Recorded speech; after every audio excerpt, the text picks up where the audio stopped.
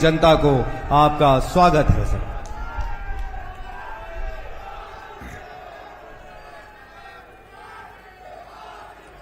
बोलिए भारत माता की, भारत माता की, माता महामाई की, अंबिकापुर सरगुजा संभाग की जनता की, कार्यक्रम में आए बहनों भाइयों की और मेरे भांजे और भांजियों की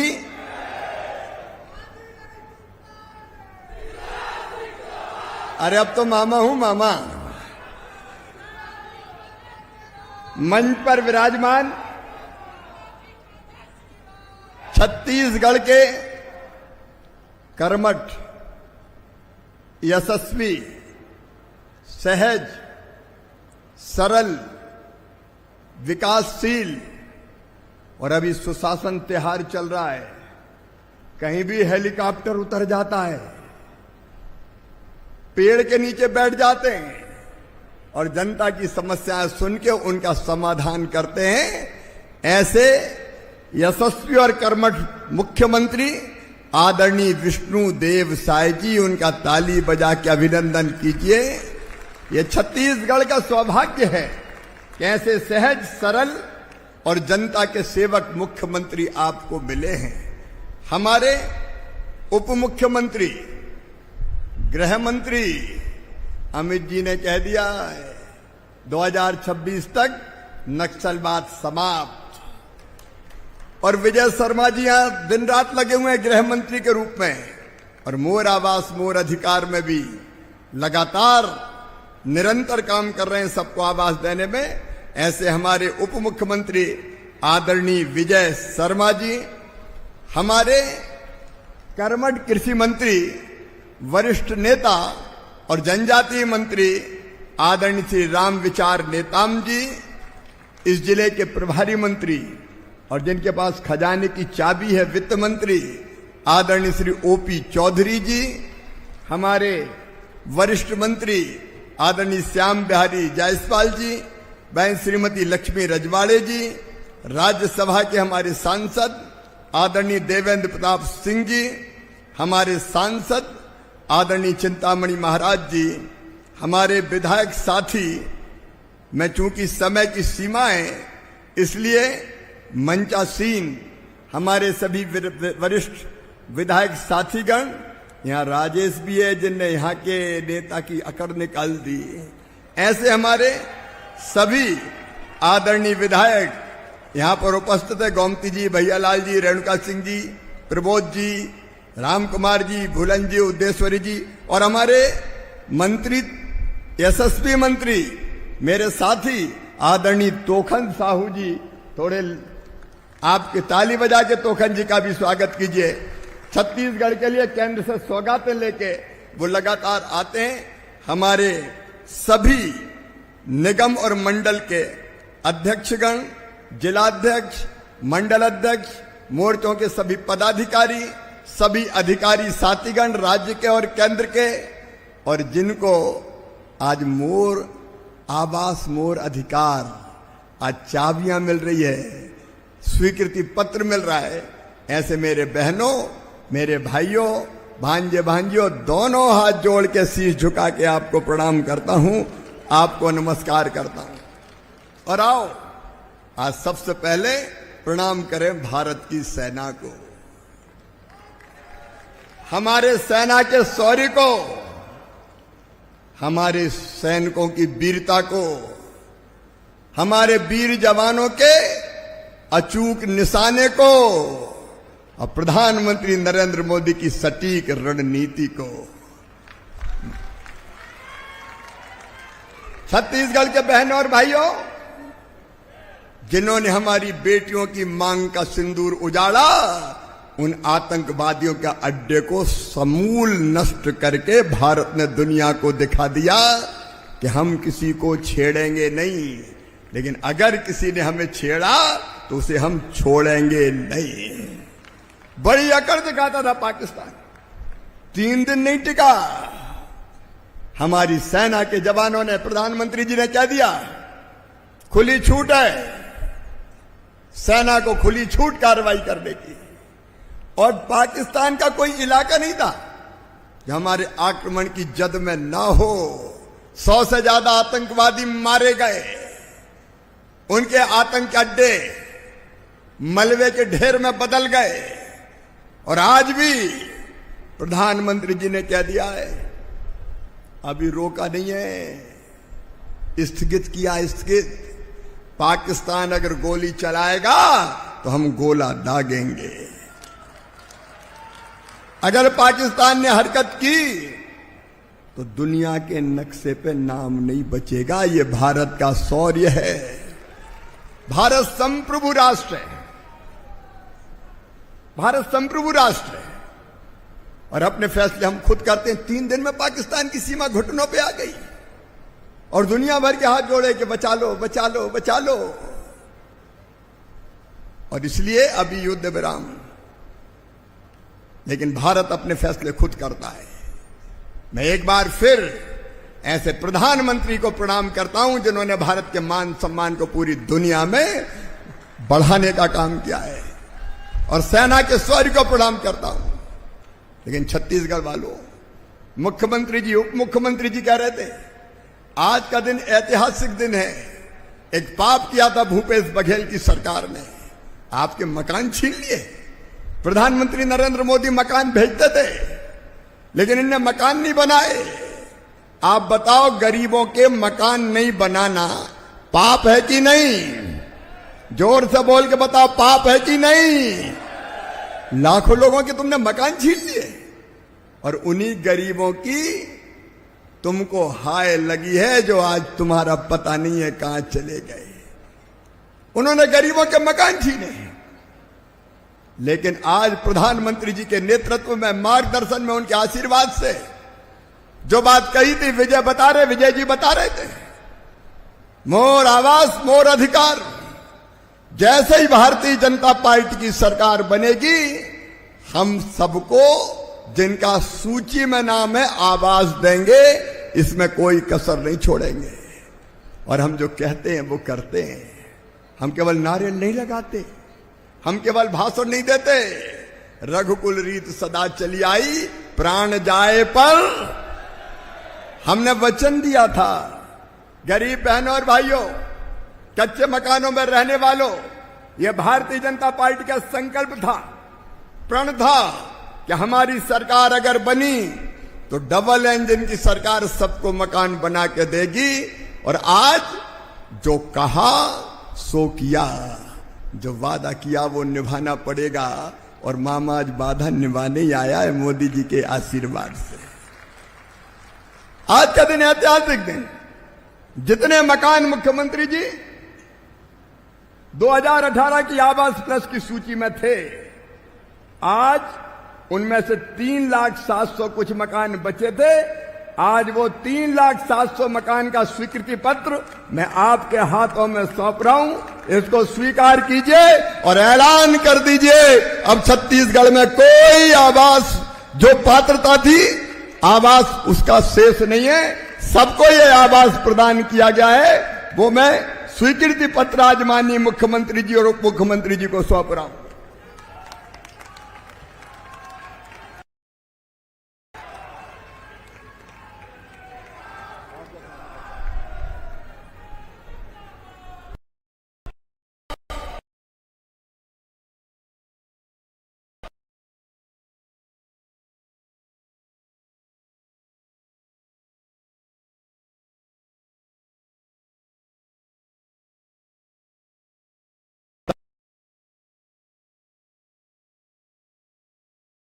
की पूजा है, पांव धो धो के हम आवाज दे रहे हैं। ये आवाज तो मिल ही रहे हैं, लेकिन छत्तीसगढ़ के बहनों और भाइयों, सर्वे की सूची से अगर किसी का नाम छूट गया हो तो चिंता मत करना, मोदी है तो मुमकिन है और मामा के पास विभाग है।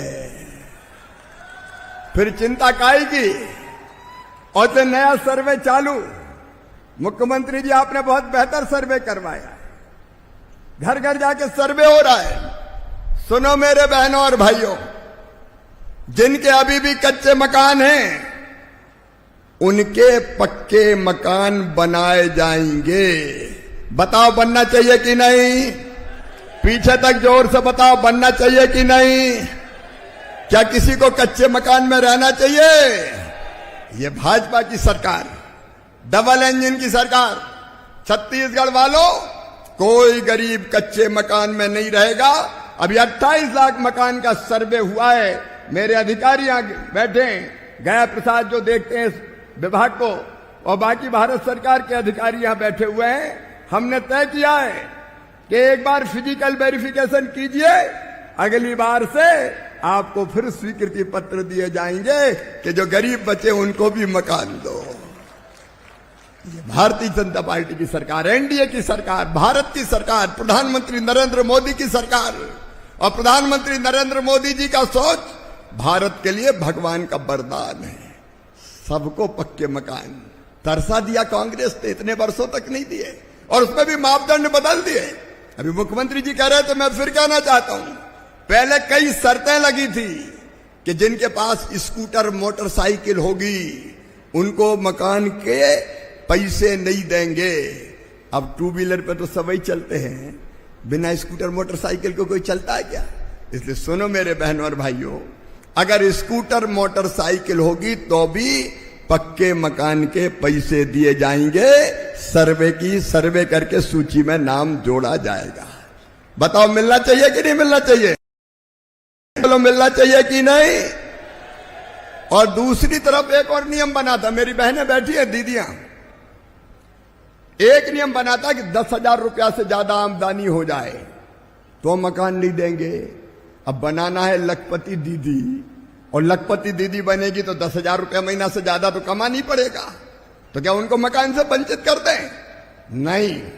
प्रधानमंत्री जी ने कह दिया, हमने तय कर लिया कि जिनकी 15,000 रुपया महीना तक भी आमदनी होगी उनको भी पक्के मकान दिए जाएंगे। मोर आवास मोर अधिकार। और तीसरी बात और, किसान हमारा दिनों रात मेहनत करता है, खून पसीना एक करता है, और इसलिए तय किया है 2.5 एकड़ तक जिनकी सिंचित जमीन है उनको भी मकान दिए जाएंगे, और 5 एकड़ तक जिनकी असिंचित जमीन है उनको भी मकान दिए जाएंगे। आप बताओ देना चाहिए कि नहीं? जोर से बोलो, देना चाहिए कि नहीं? तो बोलो भारत माता की। ये आपकी सरकार है, गरीबों की, किसानों की, ग्रामीणों की। मेरे बहनों और भाइयों, मोदी जी के नेतृत्व में एक नए भारत का उदय हो रहा है।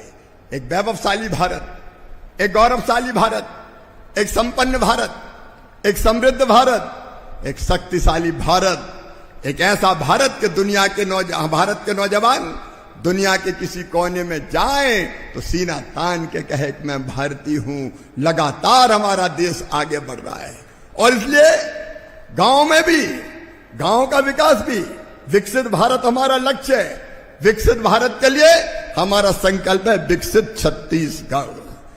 छत्तीसगढ़ विकसित बनेगा। विकसित छत्तीसगढ़ के लिए विकसित गांव, और गांव विकसित हो और गांव में गरीबी ना रहे।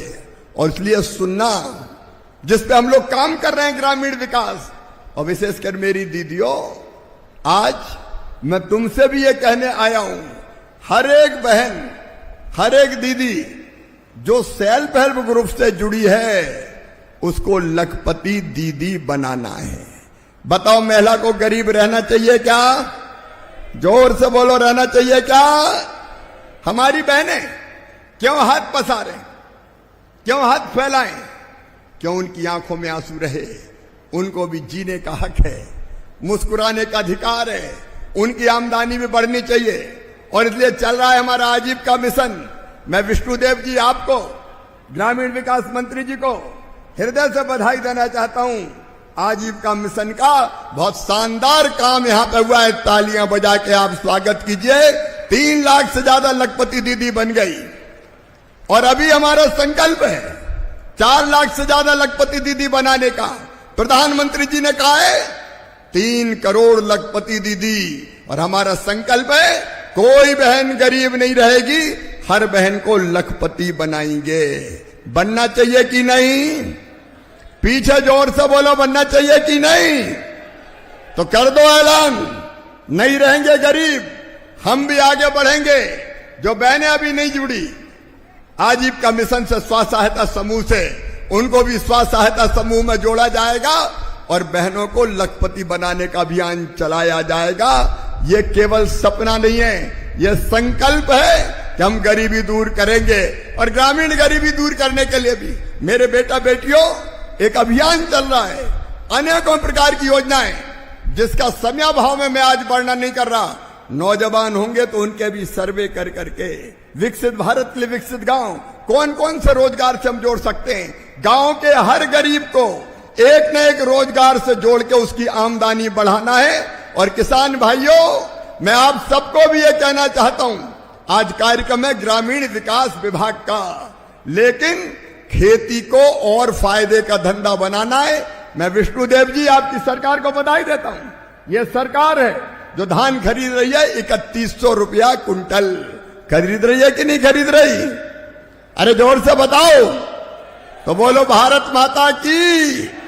लेकिन अब केवल धान नहीं, हम खेती को भी एक ऐसा मॉडल बना रहे हैं कि खेती के साथ पशुपालन भी हो, मछली पालन भी हो, मधुमक्खी पालन भी हो, फूलों की खेती, फलों की खेती, सब्जियों की खेती, औषधि खेती, कृषि में विविधीकरण करके हम किसान की आय को भी बढ़ाएंगे, ताकि कोई गांव में कोई गरीब किसान ना रहे। और उसके लिए एक बात आज कहना चाहता हूं मैं, जितने वैज्ञानिक है कृषि विभाग के, 16,000 वैज्ञानिक मेरे पास है। अब उनको लैब में नहीं बिठाना, उनको गांव में निकाल रहे हैं। 29 तारीख से 29 मई से 12 जून तक किसान भाइयों वैज्ञानिक 4-4 के ग्रुप में हर जिले में आएंगे और एक जिले में 15 से लेकर 20 गांव के बीच एक सेंटर पे बैठेंगे और आपसे बात करेंगे। आपकी मिट्टी कैसी है, मिट्टी में कौन कौन से तत्वों की कमी है, खाद कौन सी डालनी चाहिए, बीज कौन सा बोना चाहिए, नए बीज कौन से आए हैं, उनके बारे में आपको जानकारी देंगे और खरीफ की फसल की तैयारी आपसे करवाएंगे। वैज्ञानिक सीधे किसान से जुड़ के बात करेंगे और छत्तीसगढ़ में कृषि का उत्पादन बढ़ाएंगे, ताकि किसान हमारा और ज्यादा लाभ प्राप्त कर सके और ज्यादा आमदनी कमा सके।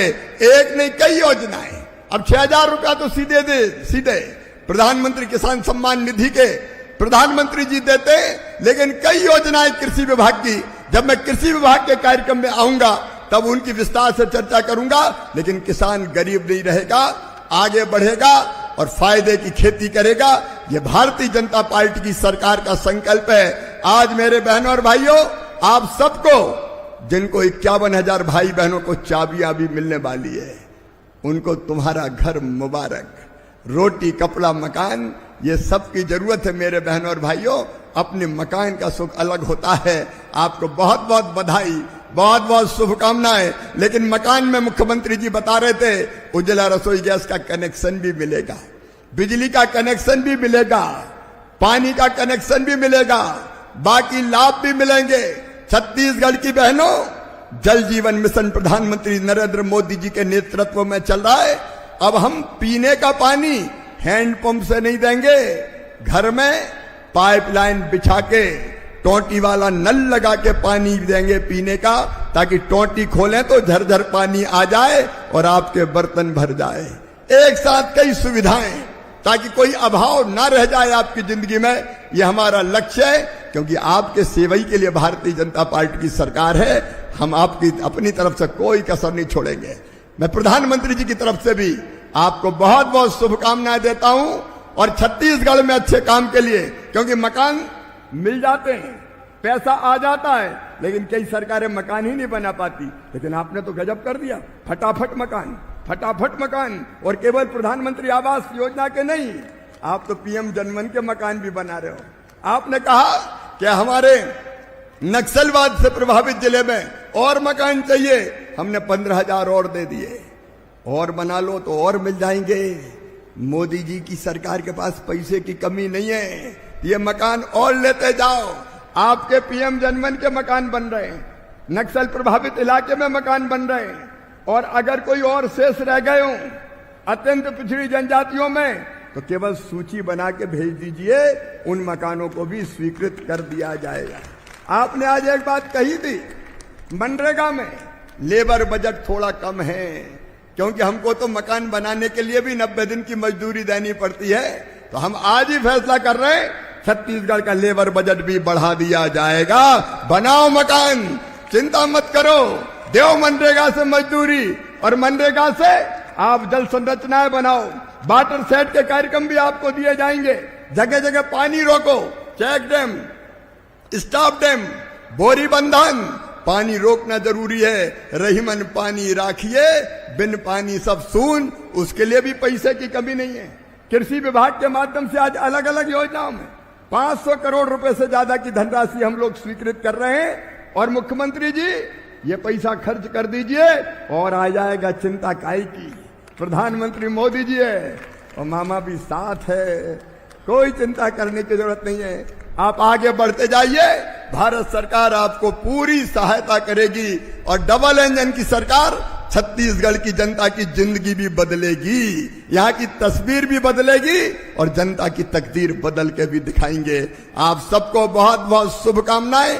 अंत में केवल एक बात मैं और कहूंगा, मेरे बहनों और भाइयों, एक तकलीफ है मन में, भारत में और कुछ हो ना हो, लेकिन 5 साल 12 महीना 365 दिन चुनाव की तैयारी जरूर होती रहती है। अब विधानसभा का चुनाव, अब लोकसभा का चुनाव, अब इस राज्य का चुनाव। अभी आपने विष्णुदेव जी 1.5 साल भी नहीं हुए, विधानसभा के चुनाव हुए, 4 महीना बाद फिर लोकसभा के चुनाव। काम ही मत करो, चुनाव में लगे रहो। लोकसभा के चुनाव के बाद महाराष्ट्र के चुनाव, हरियाणा के चुनाव, जम्मू कश्मीर के चुनाव, झारखंड के चुनाव, वो निपटे तो दिल्ली का दंगल शुरू हो गया, उसमें केजरीवाल जी निपट गए। अब बिहार की तैयारी शुरू हो गई, फिर बंगाल की तैयारी। चुनाव ही करते रहो और कोई काम ही मत करो। मेरे बहनों और भाइयों, प्रधानमंत्री जी ने कहा है और भारतीय जनता पार्टी ने अपने संकल्प पत्र में कहा है, कितना अच्छा हो अगर संविधान में संशोधन करके हम ये तय कर दें कि देश में लोकसभा और विधानसभा के चुनाव एक साथ होंगे 5 साल में एक बार। अरे एक ही साथ चुनाव करवाओ, 4-4 महीना में चुनाव। तकलीफ क्या है? विधानसभा के लोकसभा के एक साथ करवाओ, एक ही मंच पे सांसद के लिए भी वोट मांगो, विधायक के लिए भी वोट मांगो। एक गाड़ी निकलेगी, एक तरफ सांसद के उम्मीदवार का फोटो, दूसरी तरफ विधायक के उम्मीदवार का फोटो। एक ही पोस्टर में 2 ही के फोटो छाप दो।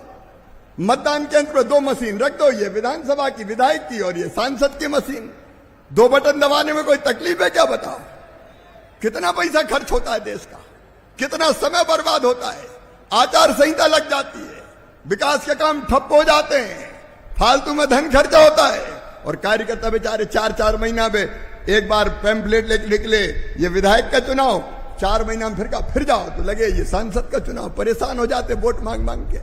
और इसलिए संविधान में संशोधन करके विधानसभा लोकसभा के चुनाव 5 साल में एक बार होना चाहिए। बोलो, होना चाहिए कि नहीं? सब बताओ, होना चाहिए कि नहीं? तो कह दो राजनीतिक दलों से कि नाटक नहीं चलेगा, संविधान में संशोधन करो, एक साथ चुनाव करवाओ, ताकि 5 साल में से 4.5 साल जनता की सेवा कर सकें। आप सब तैयार हैं? तो आइए आज सरकार के सम्मेलन में मकान तो बढ़िया बनाएंगे ही, छत्तीसगढ़ को समृद्ध बनाएंगे। विकसित छत्तीसगढ़ के निर्माण के लिए हम अपने दायित्वों को पूरा भी करेंगे। प्रधानमंत्री जी के साथ चलेंगे, मुख्यमंत्री जी के नेतृत्व में चलेंगे, लेकिन 2 संकल्प हमारे। एक, देश हमारे लिए सबसे पहले, राष्ट्र प्रथम।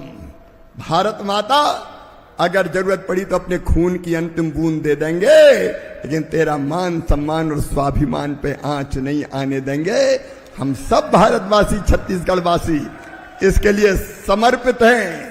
और दूसरा, संविधान में संशोधन करके 5 साल में एक बार चुनाव होना चाहिए। बोलिए, इसके लिए तैयार हैं? तो मेरे साथ दोनों हाथ ऊपर उठाइए, दोनों मुट्ठी बांधिए और पहली भारत माता की जय होगी जवानों के लिए और हमारे देश की रक्षा के संकल्प के लिए। बोलिए भारत माता की, भारत माता की। और दूसरी होगी एक साथ चुनाव के लिए। तैयार हो ना? जो बोलिए भारत माता की, भारत माता की। एक बार फिर बधाई, शुभकामनाएं। और अब यहां चाबी भी जो देना है हितग्राहियों को, वो चाबी भी देंगे, स्वीकृति पत्र और बाकी योजनाओं का लाभ भी यहां देंगे। आपके बीच आके मैं बहुत प्रसन्न हूं। जब छत्तीसगढ़ आता हूं तो मन आनंद और प्रसन्नता से भर जाता है। इस अंबिकापुर की सड़कों पे मोटरसाइकिल से भी मामा घूमा है, बचपन के वो दिन भी याद है। छत्तीसगढ़ वालों, अंबिकापुर वालों, तुम्हारी बहुत याद आती है और इसलिए आज आके मैं आपके बीच बहुत प्रसन्न हूं, गदगद हूं। और जब भी जरूरत पड़ेगी प्रधानमंत्री जी के आशीर्वाद से, उनके नेतृत्व में छत्तीसगढ़ की, सरगुजा की, संभाग की, अंबिकापुर की सेवा करते रहेंगे। बहुत बहुत धन्यवाद। मैं आया हूं तो आप भी